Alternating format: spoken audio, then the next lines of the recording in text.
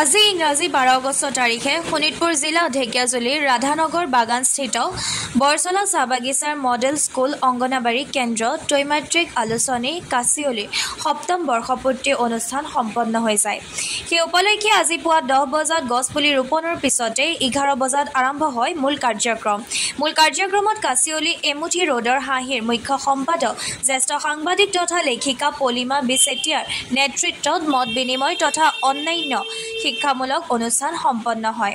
ছাত্ৰ-ছাত্ৰী অভিভাৱিকা শিক্ষক-শিক্ষয়িত্ৰী বৃন্দৰ সমন্বিতে কাচিয়লি আলোচনী অন্যান্য বিষয়ববীয়া সকলৰ উপস্থিতিত পলিমা বি চেতিয়াই কাৰ্যক্ৰমৰ প্ৰথম পৰ্বত এটি কেক কাটি কাৰ্যসূচী মুকলি কৰে। বৰচলা চাহ বাগিচাৰ প্ৰাথমিক বিদ্যালয়ৰ প্ৰধান শিক্ষক বিশাল দাস আৰু সহায়িকা গ্ৰেছ মুণ্ডুৰ উপস্থিতিত আজি সম্পূৰ্ণ কাৰ্যসূচী পৰিচালনা কৰে পৰিৱেশ কৰ্মী ডলি দাস আৰু মনময়ূৰী দাসে। তেওঁ সহযোগ কৰে সাংবাদিক ভাস্কৰ লহকৰে। ভাল লাগিছে। কাচিয়লিয়ে আজি 7টা বছৰ অতিক্ৰম কৰি আজি 8ম বৰ্ষত ভৰি দিছে। 12 আগষ্টত আমি এইটো বৰ্ষপূৰ্তি পালন কৰোঁ প্ৰত্যেক বছৰে, আৰু আজি আমি ঢেকিয়াজুলিত এয়া বৰ্ষপূৰ্তি পালন কৰিছোঁ। বৰ ভাল লাগিছে সঁচাকৈ। আৰু আমি আচলতে কাচিয়লি গঠন কৰিছিলোঁ ত্ৰৈমাত্ৰিক আলোচনীখন প্ৰকাশ কৰাৰ সমান্তৰালভাৱে মানুহৰ মাজলৈ যোৱাৰ এটা প্ৰচেষ্টা আমি হাতত লৈছিলোঁ।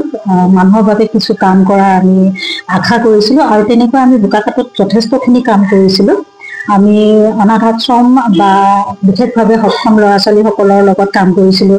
বিভিন্ন সময়ত বিভিন্ন ধৰণৰ কাম কৰিছিলোঁ।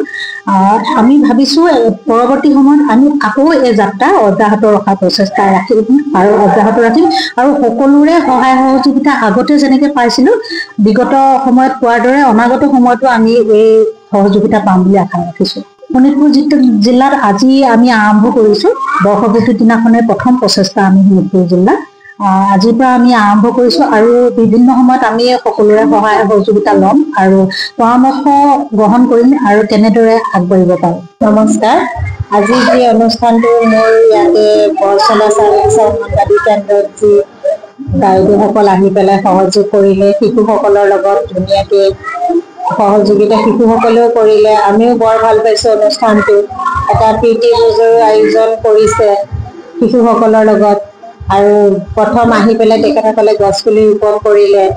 এইখিনি আমিও বহুত ভাগ্যৱান বুলি ক'ব লাগিব। আজি বাইদেউৰ পৰা এইখিনি আমি পাইছোঁ। আগলৈকে এনেকৈ যাতে বাইদেউ সহায় সহযোগ আমাৰ লগত ৰাখে, আমিও সহায় সহযোগ কৰিম, এইখিনিয়ে ক'লোঁ।